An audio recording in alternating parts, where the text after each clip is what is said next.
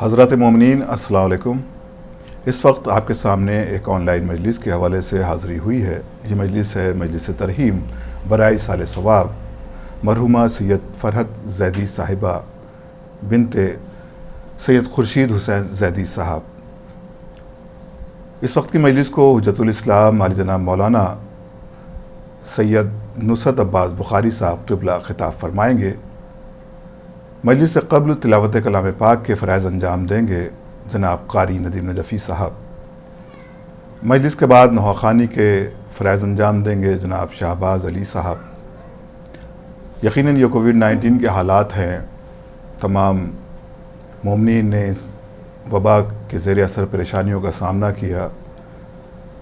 تمام ایسے مومنین تھے جن کی موتیں واقع ہوئیں اس وبا کے زیر اثر۔ ہم سب اس مجلس کے حوالے سے دعا گو ہیں پروردگار کی بارگاہ میں کہ پروردگار اس وبا کو جلد سے جلد زائل کرے، اور جو حق ہے ذکر محمد و آل محمد کا اسی طرح سے ہم اجتماعی طور پر کر سکیں۔ بہرحال اس وقت یہ آن لائن مجلس کا انعقاد سیدہ فرحت زیدی صاحبہ کے ایصال ثواب کی غرض سے کیا جا رہا ہے۔ آئیے حضرات، اب ہم باقاعدہ طور پر مجلس کا آغاز کرتے ہیں تلاوت کلام پاک سے، اور تلاوت کے لیے گزارش کرتے ہیں جناب قاری ندیم نجفی صاحب سے کہ وہ تلاوت کلام پاک سے مجلس کا آغاز فرمائیں۔ اللہم صل علی محمد و آل محمد۔ اعوذ باللہ من الشیطان اللعین الرجیم۔ بسم اللہ الرحمن الرحیم۔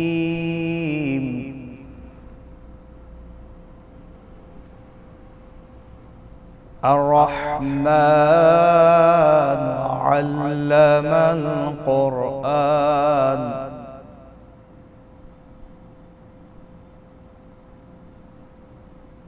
خلق الإنسان علمه البيان۔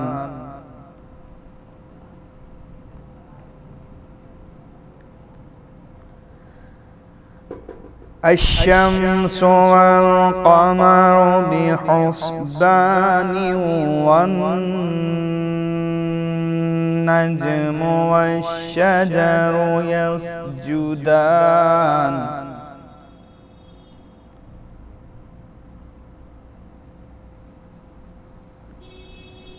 والسماء رفعها ووضع الميزان۔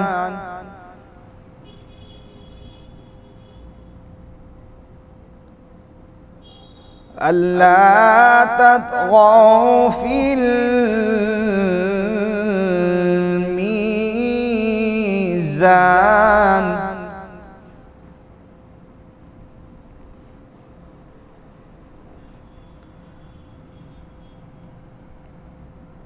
الرحمن علم القرآن خلق الإنسان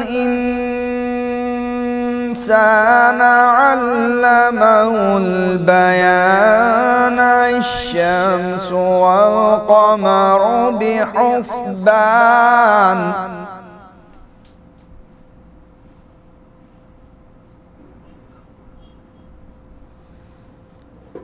الشمس والقمر بحسبان والنجم والشجر يسجدان۔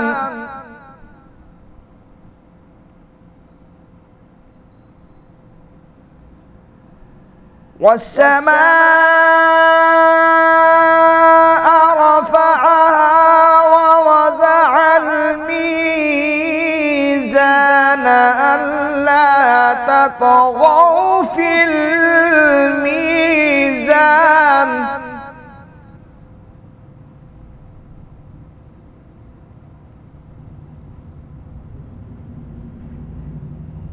وأقيموا الوزن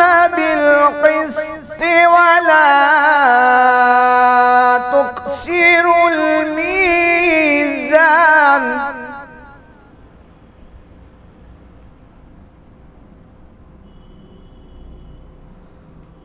والأرض وزعها للأنام فيها فاكهة والنخل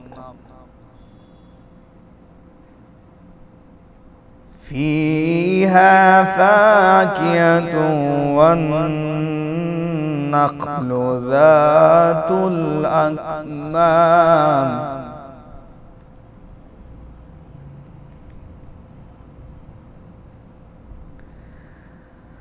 والحب ذو العصف والريحان فبأي آلاء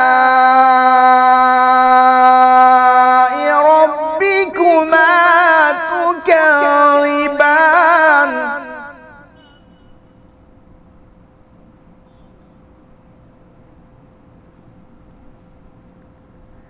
والأرض وزعها للأنام فيها فاكهة والنخل ذات الأكمام والحب ذو العصف والريحان فبأي آلاء ربكما تكذبان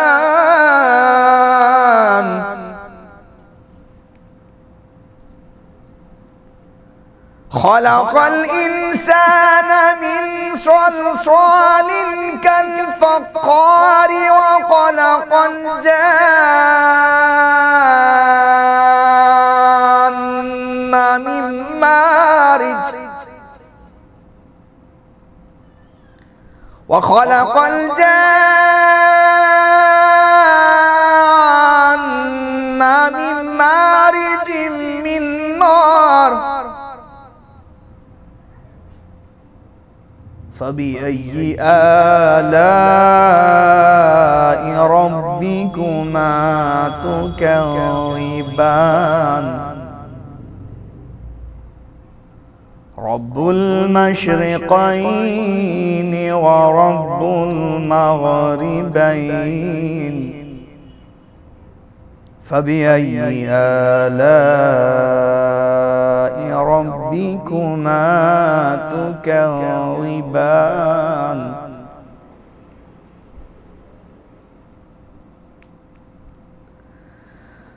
رب المشرقين ورب المغربين فبأي آلاء ربكما تكذبان مرج البحرين يلتقيان بينهما برزخ لا يبغيان مرج البحرين يلتقيان بينهما برزخ لا يبغيان فبأي آلاء ربكما تكذبان يخرج منهما اللؤلؤ والمرجان فبأي آلاء ربكما تكذبان وله الجوار المنشآت في البحر كالأعلام فبأي آلاء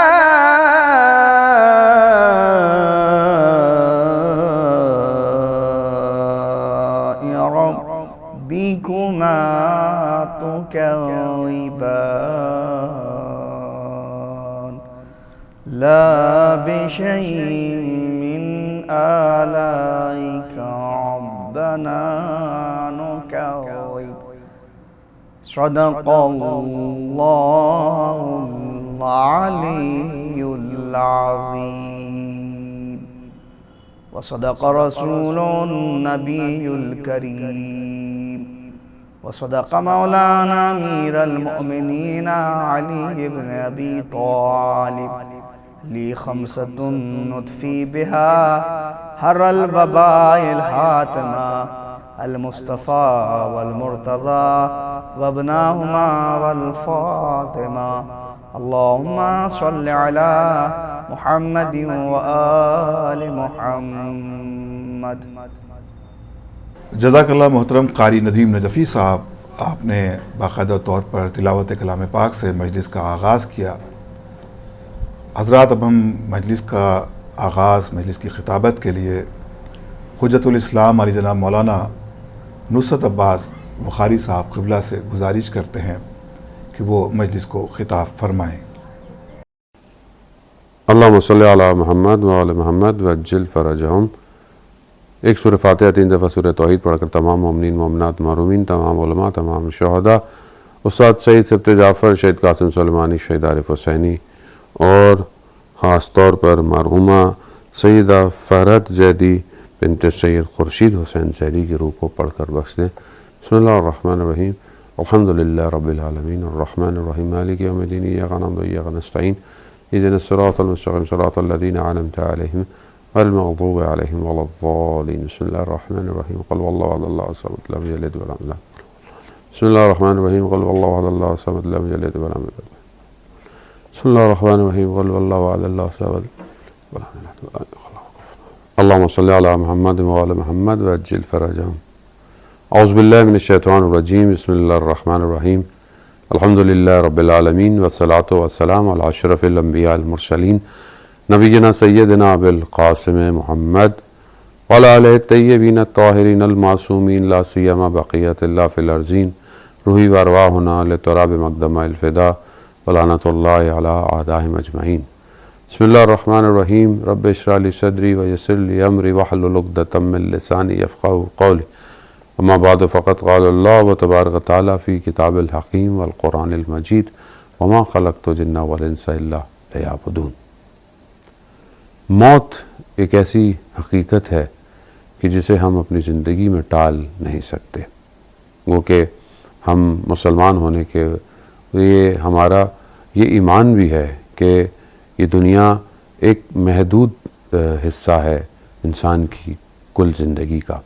انسان کی زندگی جو ہے وہ اس کی خلقت جو ہے وہ عالم زر سے کہ جہاں خداوند متعال نے اسے خلق کیا ہو، ایک روح اور ایک اس عالم میں کہ شاید ہم اس کو ابھی صحیح طرح اس کے بارے میں نہ سمجھ نہیں پائیں. لیکن پھر جب انسان اپنے والدہ یا اپنی ماں کے رحم میں یا بطن میں آتا ہے تو پھر اس کی اس ظاہری زندگی کا آغاز شروع ہو جاتا ہے، اور اس کے بعد وہ پھر اس دنیا کے اندر آتا ہے جسے انسان مادی دنیا کہتا ہے، اور پھر یہاں سے زندگی گزار کر اسے ایک حد تک عالم برزخ میں رہنا ہے، اور پھر روز محشر، روز قیامت جو ہے وہ برپا ہوگا کہ وہاں پر وہ کھڑا ہوگا اور اس پورے اپنے اعمال کا حساب اور کتاب دے گا.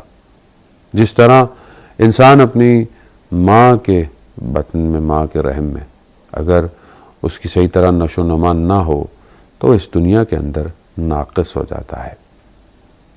جیسے مثال کے طور پر اگر خدا نخواستہ کسی کے اندر کوئی کمزوری رہ جائے، کوئی بیماری رہ جائے، یا کوئی ایسی چیز کہ جو صحیح طرح ڈیولپ نہ ہو پائے، اس کا ہاتھ نہ بن پائیں، اس کی ٹانگیں نہ بن پائیں، تو یقیناً اسے اس دنیا کے اندر مشکل ہوتی ہے. اس دنیا کے اندر اسے سمجھ میں نہیں آ رہا ہوتا کہ یہ سب کیوں ہیں، وہاں آنکھیں کیوں ہیں جبکہ وہاں پر صرف تاریکی ہے اور اندھیرا ہے.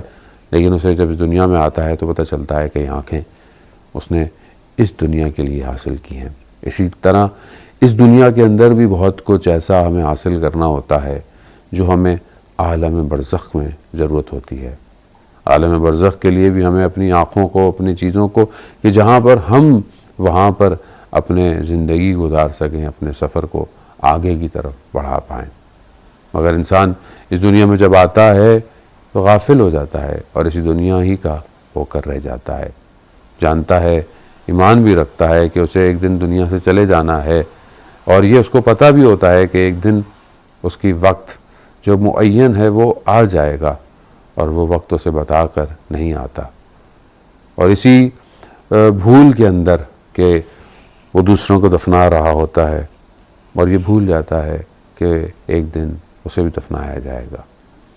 اسی لیے انسان خدا کا شکر کرے کہ پروردگار نے اسے اس قابل کیا کہ وہ اپنے محرومین کی، خاص طور پہ اپنے والدین کے لیے، والدہ کے لیے، اپنے والد کے لیے یا اپنے کسی رشتہ دار کے لیے اگر مرنے کے بعد ان کی یاد اس کے دل میں ہے اور ان کے لیے کوئی کار خیر انجام دیتا ہے، کوئی بھی نیک کام کرتا ہے، چاہے وہ قرآن کی تلاوت ہو، چاہے وہ صدقہ دینا ہو یا کسی کی مدد کرنا ہو اس نیت سے کہ اس کا ثواب جو ہے وہ میرے مرحوم کو پہنچے، یا حتیٰ یہ مجلس کرنا، یہ ترحیم کے لیے، ایصال ثواب کے لیے سید الشہداء کا ذکر کرنا، یہ بھی خدا کا شکر کرنا چاہیے کہ یہ اس کے دل میں یہ احساس ہے، کیونکہ جب وہ یہ کرتا ہے تو اس کا مطلب ہے کہ وہ متوجہ ہے کہ اس عالم میں کسی اور چیز کی شخص کو ضرورت ہوتی ہے، وہ عالم کہ جہاں پر ہم شاید ابھی ہم اس کو نہ سمجھ پائیں۔ ویسے تو خداوند متعال نے انسان کو جو ہے وہ اس قابل کیا ہے، اسے اس راستے پر اس چلانے کے لیے اسے راستہ بھی بتایا کہ وہ اپنے آپ کو اسی دنیا میں رہتے ہوئے عالم برزخ کو دیکھے، لیکن کیونکہ دنیا کے اندر اس کے تعلقات اور دنیا کے ساتھ اس کی محبتیں اور دنیا کے اندر وہ اپنے آپ کو اتنا پیوست کر لیتا ہے، اتنا اپنے آپ کو جوڑ لیتا ہے کہ اس دنیا سے تعلق چھوڑنا اس کے لیے سخت ہو جاتا ہے، اور ظاہر ہے جب انسان اس دنیا سے اپنے آپ کو جدا نہیں کر پائے گا، عالم برزخ کو اس دنیا میں نہیں دیکھ پائے گا، بلکہ جب وہ دنیا سے چلا جائے گا تو اس کو عالم برزخ ویسے ہی نظر آئے گی۔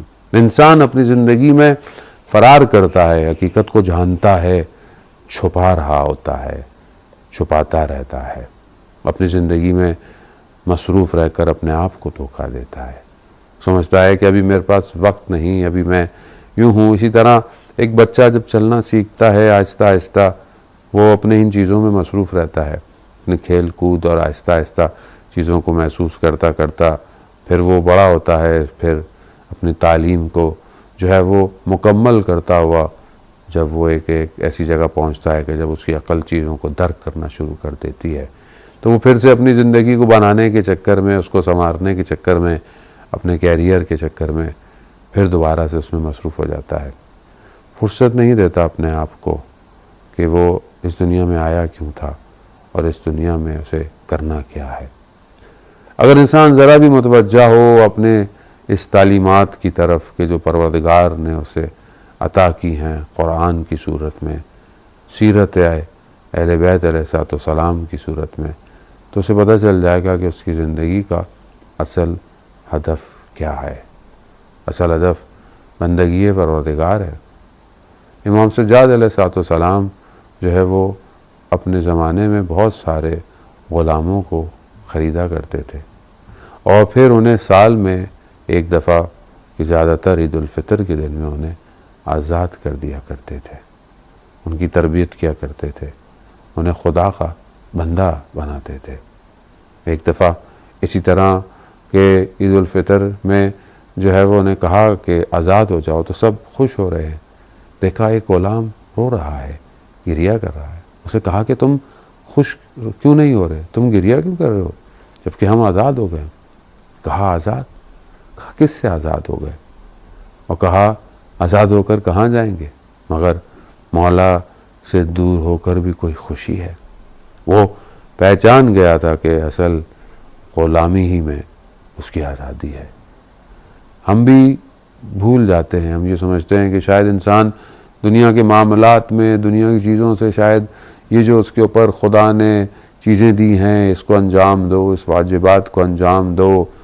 خاتون کو کہا کہ حجاب کرو، پردہ کرو، جب بالغ ہو جائے، نماز جب ہو جائے نماز پڑھو، روزہ جب واجب ہے روزہ رکھو، اگر مال میں پروفٹ آ جائے سال میں خمس دو، زکوٰۃ دو۔ انسان سمجھتا ہے کہ قید ہے، کہتا ہے کہ یہ میرے لیے کیسی زندگی ہے۔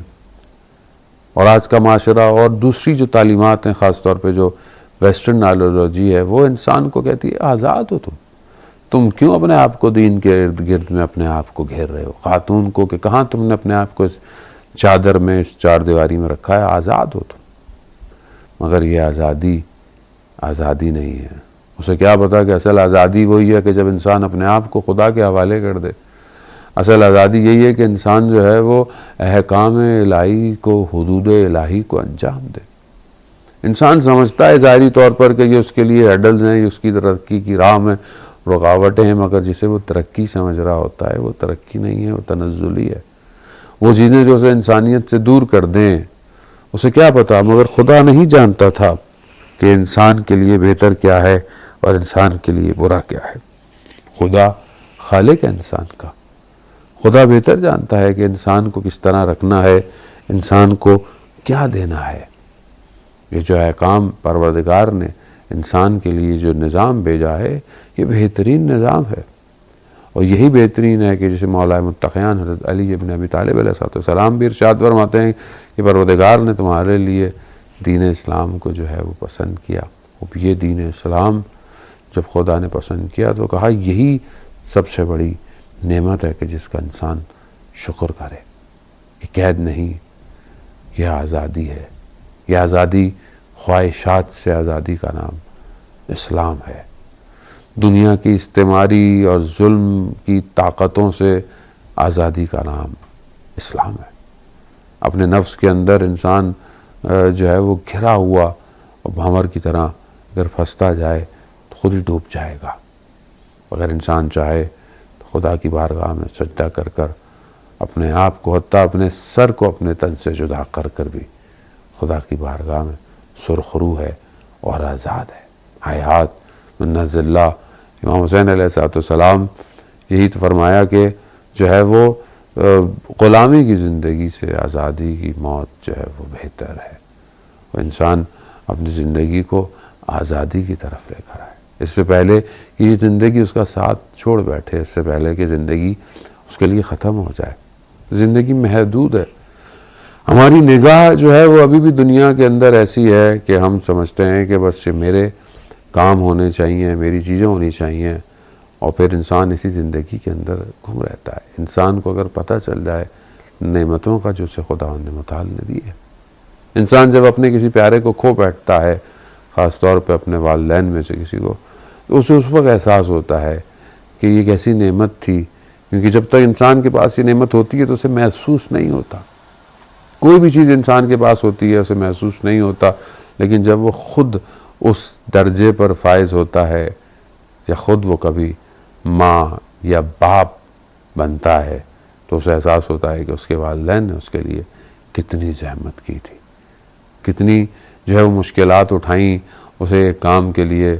ماں خاص طور پر رات کو جاگ کر اپنے بچے کو جو ہے وہ غذا دیتی ہے، خود جو ہے وہ اپنی آپ کو مشکل میں رکھ کر اس کے لیے رات کو جاگتی ہے، تڑپتی رہتی ہے جب وہ مریض ہو جائے۔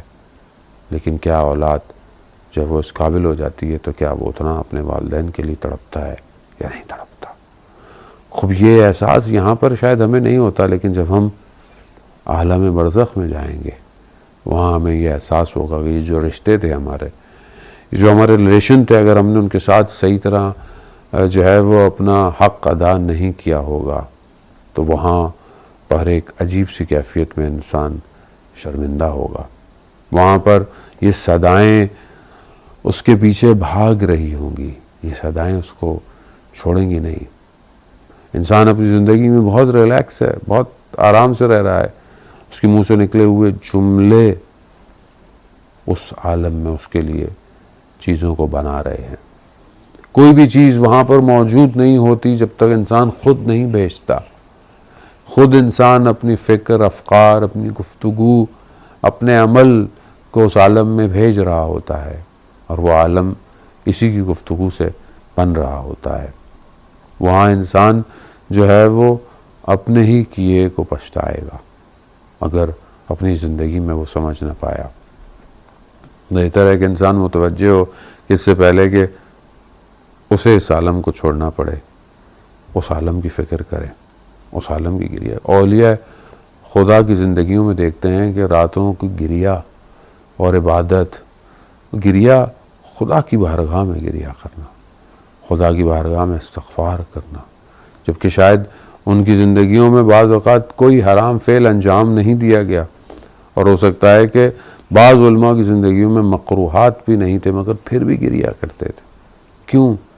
خدا بند متعال کی محبت میں گریا کرتے، خدا تک پہنچنے کے لیے، خدا تک اپنے وجود کو حاصل کرنے کے لیے۔ ہم جو اس دنیا میں آج اتنے بھاگ دوڑ کر رہے ہیں اور اتنے جو ہے وہ اپنی ظاہری زندگی کے لیے پریشان ہیں، کیا ہم یہ نہیں جانتے کہ ہم نے بھی ایک دن اس دنیا سے چلے جانا ہے؟ تو ہم نے اس دنیا کے لیے اپنے لیے کیا آمادہ کیا ہے، ہم نے کیا ریڈی کیا ہے؟ تو سب سے پہلے اپنی ذات سے ہم شروع کریں، پہلے تو اپنے واجبات کو دیکھیں، اور ظاہر ہے جو محروم چلا گیا ہے ہم اس کے واجبات کو بھی دیکھیں کہ اگر اس میں سے کوئی چیز کم رہ گیا ہے، نماز، روزہ یا کوئی بھی چیز ہے، تو ہم اس کو ادا کریں تاکہ وہاں پر وہ مشکلات کا شکار نہ ہو۔ ایک دھرم بھی انسان نے اگر دینا ہو، ایک روپیہ، ایک ڈالر، ایک سکے برابر بھی اگر انسان نے کسی کا دینا ہوگا تو وہاں اس کے لیے رکاوٹ ہے۔ آیت اللہ مہاراشی نجوی بیان کرتے ہیں کہ میں نے اپنے والد کو کچھ عرصے کے بعد خواب میں دیکھا کہ ہم امام حسین علیہ السلام کے حرم میں ہیں۔ میں نے دیکھا کہ اپنے والد کو میں نے کہا کہ اتنا عرصہ آپ کو میں نے دیکھا نہیں آپ کے انتقال کے بعد، تو کہتے ہیں میں وہاں پھنسا ہوا ہوں۔ وہ خود ایک بزرگ تھے اور ان کے کہا کہ کس چیز میں؟ کہا نجف کے اندر ایک دکان ہے اور اس دکان کو میں نے کچھ حساب کتاب دینا تھا، وہ رہ گیا ہے۔ وہ جاتے ہیں اور اس دکان کو ڈھونڈتے ہیں اور پھر اس کے پاس جاتے ہیں اور اسے پوچھتے ہیں کہ میرے والد صاحب نے کہا مجھے نہیں پتا، فلانی جگہ پر دیکھو وہاں پر رسیدیں رکھی ہوئی ہیں، جس نے مجھ سے کچھ لیا تھا میں نے اس رسیدیں وہیں پر ہیں۔ جب وہ رسیدیں دیکھیں تو واقعی ان کے والد کے نام پر کچھ چیز لکھی ہوئی تھی۔ خیر انہوں نے اس کو ادا کیا۔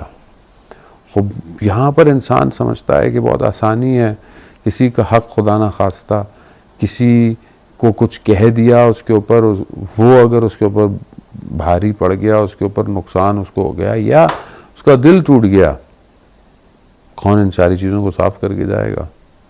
کون کرے گا صاف؟ دنیا بہت تھوڑی ہے۔ ہم بعض اوقات ان دنیا میں ان چیزوں کے اندر اتنے زیادہ مصروف ہیں کہ ہمیں سمجھ میں نہیں آتا کہ ہم اپنی زندگی کو جو ہے وہ کہاں لے کے جا رہے ہیں۔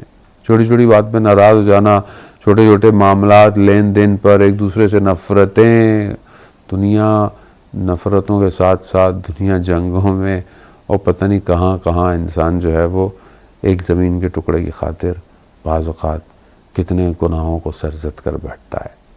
یہ دنیا اس کو دے گی بھی کیا؟ اگر اس نے اسکائی اسکریپرز بھی بنا لیے تو وہ بھی یہیں رہ جائیں گے۔ سکون تبھی اس کو عطا ہوتا ہے کہ جب وہ اطمینان میں رہتا ہے۔ ہم اس دنیا میں جو بھاگ رہے ہیں، بعض اوقات اضافہ یہ ہو جائے وہ ہو جائے، یہ سکون نہیں لے کر آتا۔ الا بذکر اللہ تطمئن القلوب، آگاہ ہو جاؤ کہ اللہ ہی کا ذکر جو ہے وہ دلوں کو اطمینان دیتا ہے۔ خوب یہ اطمینان کب آئے گا؟ پیغمبر اکرم حضرت محمد مصطفیٰ صلی اللہ علیہ وآلہ وسلم اپنے اصحاب کے ساتھ جا رہے تھے ایک جگہ، ایک رستے میں جا کے دیکھے وہ جانور تھے، اس کے پاس سے کہا کہ کچھ تقاضا کیا دودھ کا تو اس نے نہیں دیا، یا کیا وجہ تھی؟ اور جاتے ہوئے اس نے کہا کہ یا رسول اللہ میرے لیے دعا کیجئے، میرے اضافے کے لیے، رزق میں اضافے کے لیے دعا کیجئے۔ رسول خدا نے اس کے اضافے کے لیے دعا کر دی۔ آگے گئے ایک اور جگہ، ایک اور شخص تھا جس کے پاس جانور تھے، اور اس نے رسول خدا کو دودھ دیا۔ رسول خدا نے دودھ لیا اور پھر اس کے لیے دعا کی کہ خدا اس کے رزق میں برکت دے۔ اصحاب نے پوچھا یا رسول اللہ، جس نے آپ کو کچھ نہیں دیا آپ نے اس کے اضافے کے لیے دعا کی، اور جس نے آپ کو کچھ دیا آپ نے اس کے لیے برکت کی دعا کی؟ کہا ہاں، اس نے اضافہ مانگا تھا، اسے میں نے اضافے کے لیے دعا کی، اس کے لیے میں نے برکت مانگی۔ برکت امپورٹنٹ ہے کہ انسان جو ہے وہ اس کی زندگی جیسی بھی ہو اس میں برکت ہونا، اس میں اطمینان ہونا، اس میں سکون ہونا ضروری ہے۔ انسان کے پاس بہت مال ہو اور اگر وہ سو نہیں پاتا تو فائدہ ایسے مال کا۔ انسان کے پاس جتنا ہو اتنا رکھے کہ جتنا وہ اس کو سنبھال سکتا ہے، تقاضا بھی اتنا ہی کرے کہ جتنا، اور اگر اس کے پاس زیادہ ہے اس کی وجود سے، اس کی ضروریات سے، تو وہ مال خدا نے دوسروں کے لیے اسے دیا ہے، اسے دوسروں کی طرف پلٹانا چاہیے۔ یہی اطمینان ہے، یہی جو ہے وہ سکون ہے۔ اب ہم اپنی زندگیوں میں کیا ہم اس طرف متوجہ ہیں کہ یہ محدود زندگی کہ جو اس کھیت کی طرح ہے کہ جس میں ہم جو بوئیں گے وہی کاٹیں گے، اگر اس تھوڑے سے وقت کے اندر ہم نے اس میں اچھا بو دیا تو یہ فصل بہترین فصل ہے جو عالم برزخ سے لے کر قیامت تک ہمیں ثمرات دیتی رہے گی۔ قرآن کہتا ہے ہم فیہا خالدون، تم وہاں ہمیشہ رہو گے، وہاں جہاں ہمیشہ رہنا ہے وہاں کے لیے سب کچھ اسی دنیا سے لے کے جانا ہے۔ یہی تھوڑے سے یہ جو انسان کی زندگی میں امتحانات ہیں، مشکلات ہیں، یہی مشکلات اور امتحانات تو اسی کو بنانے کے لیے ہیں، اس کو دیکھنے کے لیے ہیں کہ اس کی زندگی میں وہ کتنا صبر کرتا ہے، کتنا تحمل کرتا ہے۔ اور روایت کی روشنی میں کہ بعض اوقات اچھی خاصی مشکلات انسان کی اپنی وجہ سے ہوتی ہیں، انسان کے خود اپنے عمل، اس کی غلطیاں، اس کی کوتاہیاں، اس کی کمیاں، اس کا واجبات کو ادا نہ کرنا، خدا نخواستہ محرمات یا گناہوں کو انجام دینا، مشکلات اس کے لیے آتی ہیں۔ خدا چاہتا ہے اپنے بندے کو کہ اسے صاف کر دے، اسے مشکلات کے ذریعے متوجہ کرائے کہ وہ اپنی زندگی میں کن چیزوں کی طرف مشکلات۔ پل صراط جو ہے وہ ایسا ہے کہ وہاں پر بہت سارے لوگ جو ہے وہ بہت تیزی سے گزریں گے، کیونکہ پل صراط جو ہے وہ تلوار کی دھار جو ہوتی ہے اس کی طرح باری، اتنی تیز اور بال کے باریک برابر ہے، لیکن کچھ لوگ نور کی طرح گزر جائیں گے، کچھ لوگ دوڑتے ہوئے جائیں گے، کچھ لوگ لڑکھڑاتے ہوئے جائیں گے، اور کچھ لوگ گھٹنوں کے بل ہوتے ہوئے جائیں گے۔ یہ ہمارے اپنے اوپر ہے کہ ہم پل صراط سے کیسے گزرنا چاہتے ہیں، ہم متوجہ بھی ہیں یا نہیں ہیں پل صراط سے۔ پل صراط سے انسان تبھی گزرے گا کہ جب اس دنیا میں اہدنا الصراط المستقیم پر رہے گا، یعنی اس دنیا میں اگر اس نے سیدھا راستہ اختیار کیا، وہ راستہ جس پر خدا نے اپنی نعمتوں کو تمام کیا، یعنی ولایت کا راستہ، یعنی امامت کا راستہ۔ امامت اور ولایت کے راستے کا مطلب یہ نہیں کہ صرف آپ امام کو یاد کریں، نام لیں، اور نہ، وہ راستہ کہ جس طرح انہوں نے زندگی گزاری اور جس طرح انہوں نے ہمیں کہا ہے کہ ہم زندگی گزاریں، اور خاص طور پہ آج کل کے اس دور میں اپنے وقت کے امام کے لیے اپنے آپ کو تیار کرنا، اور اپنے وقت کے امام کے لیے جو ہے وہ اپنی زندگی کو بنانا، اور امام کے ظہور کے لیے زمینہ فراہم کرنا، امام کے ظہور کے لیے جو بھی کر سکتے ہیں، جو انسان کو صلاحیتیں ہیں نہیں دی ہیں تو صلاحیتوں کو سیکھیں، اور اپنے اطراف میں ان چیزوں کو بنائیں کہ ہم کب اپنے اطراف کو اس قابل کریں گے، ہم اپنے اطراف کو کب اس امنیت کے لیے سیکیور کر پائیں گے کہ ہم اپنے وقت امام کو دعوت دیں۔ کہاں بلائیں گے ہم اپنے امام کو، کہاں بلانا چاہتے ہیں اپنے امام کو؟ کیا دنیا اتنی پرامن ہم نے کر دی ہے کہ ہم اپنے امام کو دعوت دیں؟ آپ کہیں گے کہ اگر دنیا پرامن ہو جائے تو پھر امام آ کر کیا کریں گے؟ خب جہاں پر امام نے آنا ہے ہمیں اسے تو امن کرنا ہے، جہاں امام نے ہمیشہ رہنا ہے، حکومت بنانی ہے، اس کو تو پرامن کرنا ہے۔ کیسے کریں گے؟ کیا ہم تیار ہیں؟ کیا ہم نے کربلا والوں سے درس لیا ہے کہ ہم اپنے آپ کو کٹوا دیں، اپنے آپ کو ختم کر دیں اور اپنے امام پر اپنی جان کو قربان کر دیں؟ عزیزان محترم، ثواب کمانا اور محروم کو ثواب بخش دینا آسان ہے، لیکن اپنی زندگی کو اس قابل کرنا کہ انسان ہمیشہ کے لیے زندہ رہے بہت مشکل ہے، اور یہ تبھی ہو سکتا ہے کہ جب ہم اپنے آپ کو اس قابل کریں کہ واقعاً ایسی زندگی گزاریں، وہ زندگی کہ جس کا خاتمہ بالخیر ہو، ایسی زندگی کہ جو ہمیں آنے والے سارے ہمارے جتنے بھی منزلیں ہیں، ہمارے جتنے بھی اسٹیشنز ہیں، ہمیں اس میں سے آرام سے گزارے۔ وہ تبھی ہوگا کہ جب ہم اپنے آپ کو امام تک پہنچائیں گے، اور اصل راستہ ہی وہی ہے کہ جو امام کا راستہ ہے۔ پروردگار نے ائمہ علیہ السلام کو ہماری ہدایت کے لیے آخری نبی کے بعد بھیجا تاکہ انسانیت گمراہ نہ ہو سکے، مگر انسان جو ہے وہ اپنی زندگیوں میں مصروف ہو گیا، اور خاص طور پہ وہ جنہیں دولت اور طاقت اور جو ہے وہ بادشاہت اور ان کے نشے تھے، وہ نہیں چاہتے تھے کہ امام جو ہیں وہ رہیں۔ امام سجاد علیہ السلام اتنی اچھی خاصی زندگی گزارنے کے بعد وہ امام کے جو صرف دعائیں پڑھتے تھے کیوں امام کو زہر دے دیا؟ امام علی تقی، محمد تقی کہ جو جوان ہے بالکل، امام جواد علیہ السلام 25 سال، اور امام کو زہر دے دیا۔ آخر انہیں کیا خطرہ تھا؟ کیوں 5 سال کی جو ہے وہ زندگی گزارنے کے بعد وقت کے امام کو، آخری امام کو غیبت صغریٰ اور پھر اس کے بعد غیبت کبریٰ میں جانا پڑ گیا؟ وجہ کیا مشکل تھی حکومتوں کو، طاقتوں کو امام سے؟ یہی کہ یہ وہ شخص ہیں کہ جو دنیا بدل سکتے ہیں، انسانیت بدل سکتے ہیں۔ آئیں ہم اپنی زندگی میں کوشش کریں کہ ہم وہ کام کریں کہ جو پہلے لوگ نہیں کر پائے۔ آئیں اپنے وقت امام کے ظہور کے لیے وہ کام کریں اور خدا سے مدد مانگیں، خدا کی بارگاہ میں گڑ گڑائیں، گریہ کریں تاکہ امام تک پہنچ پائیں۔ عزیزان محترم، یا لیتنی کنت معکم فافوز و فوزا عظیما، یہ ہم زیارت میں پڑھتے ہیں کہ کاش ہم آپ لوگوں کے ساتھ ہوتے، یعنی کربلا والوں کے ساتھ ہوتے تو ہم بھی ایک عظیم کامیابی کو حاصل کر لیتے۔ پڑھنا آسان ہے اور مانگنا بھی چاہیے، بولنا بھی چاہیے جب بھی یاد آئیں۔ روایت ہے امام رضا علیہ السلام سے کہ جب بھی ہم یاد کریں ہم ان کو یہ ضرور پڑھیں، اور اس لیے اسے پڑھنا چاہیے تاکہ ہم اپنے وقت کے امام کا ساتھ دے پائیں، تاکہ ہم اپنے وقت کے امام کے گرد اسی طرح پروانوں کی طرح گھومیں اور اپنے آپ کو فنا کر دیں۔ تبھی کامیابی ہے، تبھی جو ہے وہ انسان کسی ایک ایسے مقام پہ پہنچ سکتا ہے کہ جہاں پر وہ اس قابل ہو پائے گا۔ ہم اپنی اس زندگی کو اس قابل کریں اور اس دنیا کو جس تک ہو سکتا ہے اپنے آپ سے شروع کرتے ہوئے اپنے واجبات کی ادائیگی، حرام سے دوری، اور پھر اس کے بعد عملی طور پر، پریکٹیکل طور پر اپنے اطراف کو ایسا کرنا تاکہ جب ہمارے امام کا ظہور ہو تو ہم لوگ تیار ہوں۔ یہ نہ ہو کہ جس طرح جو ہے وہ استاد دانشمند نے واقعہ بیان کیا کہ ایک لڑکا دیکھتا ہے کہ اس کے گھر کا دروازہ کھٹکھٹایا، جو بیل بجی، تو اس نے اس اسکرین پر دیکھا کہ ایک شخص ہے جو سید ہے۔ کہا کہ کون؟ کہا میں مہدی ہوں۔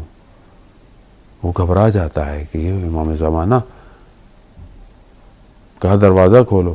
کہا مجھے تھوڑی دیر دیجیے، مجھے چند منٹ دیجیے، میں دروازہ کھولتا ہوں۔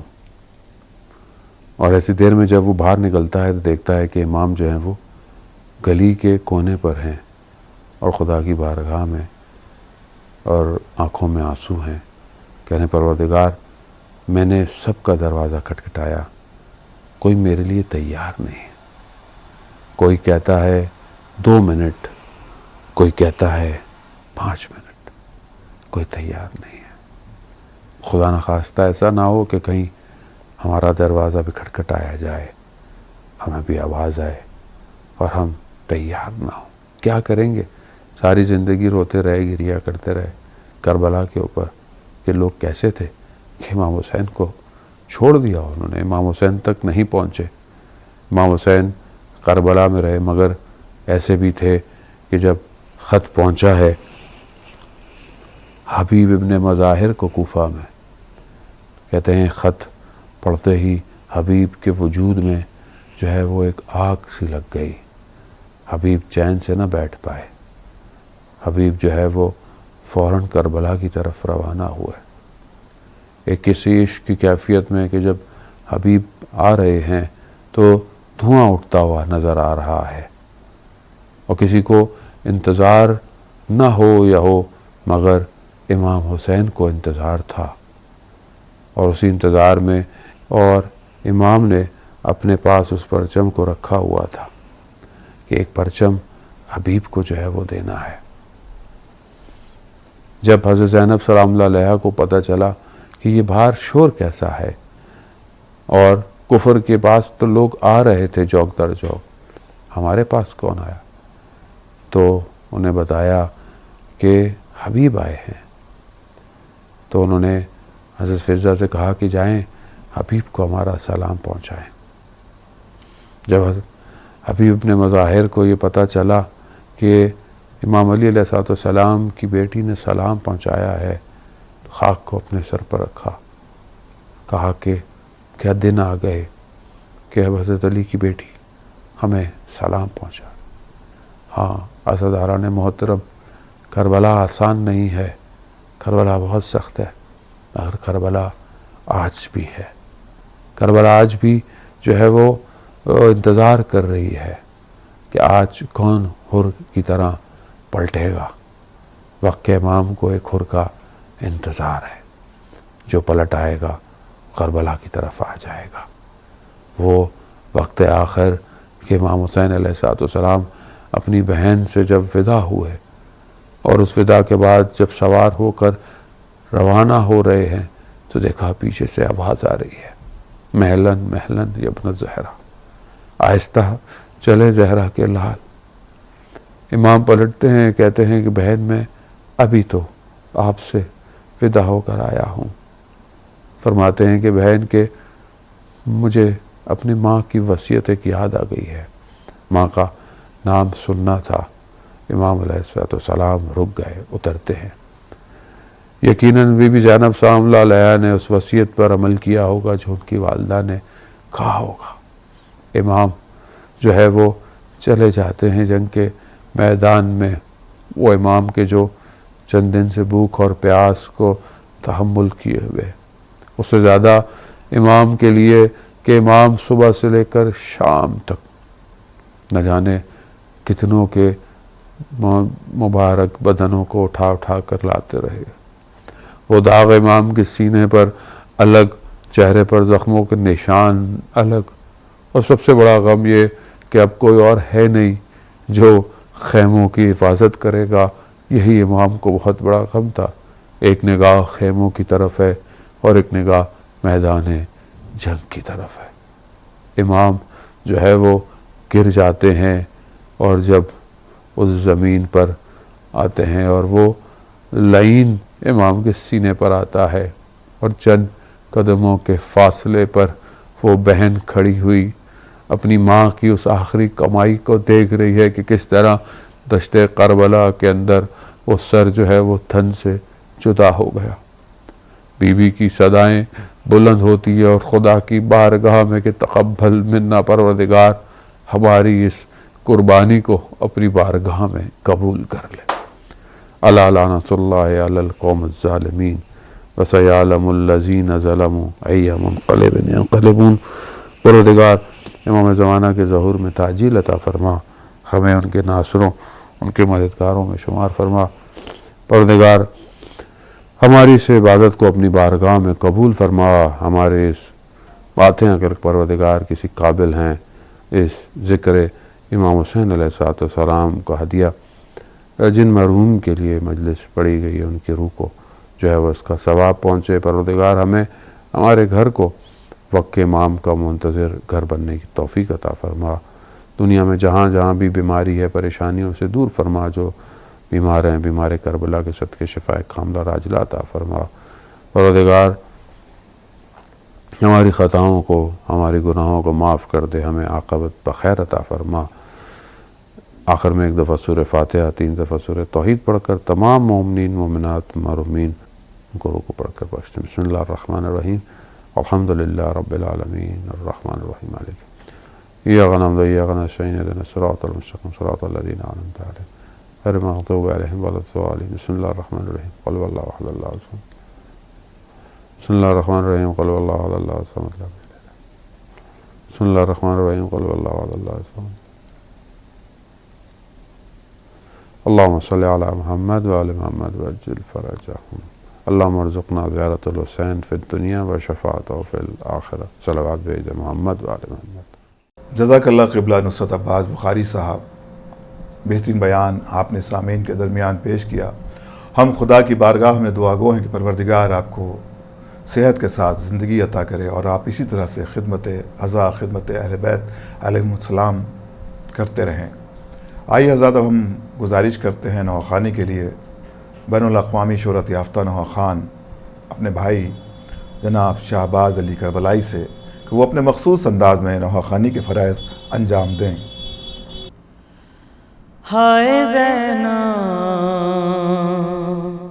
ہائے زینب، ہائے زینب، ہائے زینب، گھر بھی آ کر نہ سوئیں گی زینب، اٹھ کے راتوں کو روئیں گی زینب، گھر بھی آ کر نہ سوئیں گی زینب،